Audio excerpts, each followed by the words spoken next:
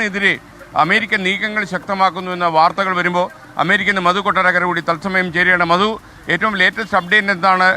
ശരിക്കും American president 10 ദിവസം കൂടി അദ്ദേഹത്തിൻ്റെ വെടിനിർത്തൽ പരിപാടി നീട്ടി എന്ന് പറയുന്നു.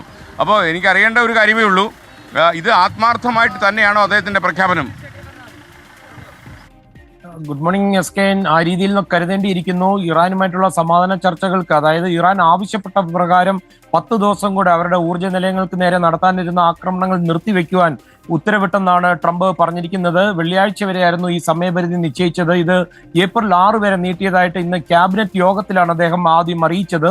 ഇത് കൂടാതെ ഹോർമുസ് കടലിടുക്കിലൂടെ പാകിസ്ഥാന്റെ പതാക കൽപ്പിച്ച നിരവധി എണ്ണക്കപ്പലുകൾ കടന്നുപോകാൻ ഇറാൻ അനുമതി നൽകിയിരുന്നു. ഇതിനെയും ട്രംപ് സ്വാഗതം ചെയ്തു. ഇതായിരുന്നു കഴിഞ്ഞ ദിവസം സമ്മാനം ലഭിച്ചു എന്ന് ട്രംപ് പറഞ്ഞിരുന്നത്. അതുമാത്രമല്ല, ഈ ചർച്ചകളിലൊക്കെ ഇറാൻ ലീഡർഷിപ്പ് വലിയ സീരിയസ് ആയിട്ട് ഇടപെടുന്നു, അതും ഒരു നല്ല രീതിയിൽ പോകുന്നതിന്റെ തെളിവാന്ന് പറഞ്ഞു എസ് കെ. അതേസമയം ഈ 10 ദിവസത്തേക്ക് നീട്ടിവെക്കാൻ ഇറാൻ ആവശ്യപ്പെട്ടെന്ന ട്രംപിന്റെ പ്രസ്താവന തള്ളിക്കൊണ്ട് ഈ സമാധാന ചർച്ച നടത്തുന്ന മധ്യസ്ഥർ വന്നതായിട്ട് വാൾ സ്ട്രീറ്റ് ഇപ്പോൾ ഒരു റിപ്പോർട്ട് പുറത്തുവിടുന്നുണ്ട്. അതേസമയം ഈ ഇറാനിലെ കാർഗിൽ ഐലൻഡ് പിടിച്ചെടുക്കുന്ന ഉൾപ്പെടെ ചില സൈനിക നടപടികൾ പരിഗണനയിലുള്ള പശ്ചാത്തലത്തിൽ ഈ പശ്ചിമേഷ്യയിലേക്ക് ഒരു 10,000 സൈനികരെ കൂടെ വിന്യസിക്കുവാൻ പെന്റഗൺ ആലോചിക്കുന്നതായിട്ടുള്ള റിപ്പോർട്ടും വരുന്നുണ്ട്. ഇപ്പോൾ 82ാം എയർബോൺ ഡിവിഷനിലെ സൈനികർ അവിടെ ഓൾറെഡി വിന്യസിച്ചിട്ടുണ്ട്.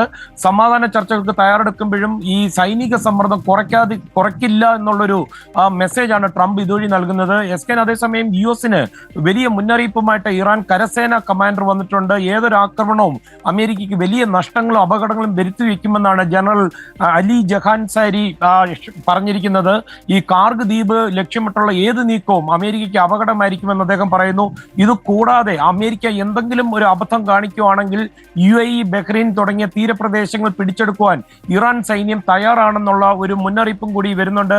ഇറാന്റെ ഔദ്യോഗിക ചാനലായ IRIB-യിൽ അവരുടെ ദേശീയ സുരക്ഷാ നിരീക്ഷകൻ മുർസ സിമിയാരിയാണ് ഈ മുന്നറിയിപ്പ് നൽകിയിരിക്കുന്നത് എസ് കെ. അതേസമയം ഈ യുക്രൈനായിട്ട് നീക്കിവെച്ചിരിക്കുന്ന അത്യാധുനിക ആയുധങ്ങൾ പശ്ചിമേഷ്യയിലെ യുദ്ധമുഖത്തേക്ക് തിരിച്ചുവിടുന്നതിനെ കുറിച്ചും പെന്റഗൺ ആലോചിക്കുന്നു.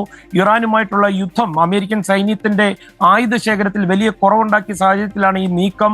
നേറ്റോ ഇതിനോട് പ്രതികരിച്ചിട്ടുണ്ട്. യുക്രൈന്റെ വ്യോമ പ്രതിരോധ സംവിധാനത്തിന് ആവശ്യമായ എല്ലാ ആയുധങ്ങളും നേറ്റോ സഖ്യം വഴിയാണ് നൽകുന്നത്. ട്രംപിന്റെ പ്രതികരണം വന്നിട്ടുണ്ട്. ഇങ്ങനെ രാജ്യങ്ങളിൽ നിന്ന് മറ്റു രാജ്യത്തിലേക്ക് ആയുധ ശേഖരം മാറ്റുന്നത് ഒരു സാധാരണ നടപടിയാണെന്നാണ് ട്രംപ് പറഞ്ഞത് എസ് കെ.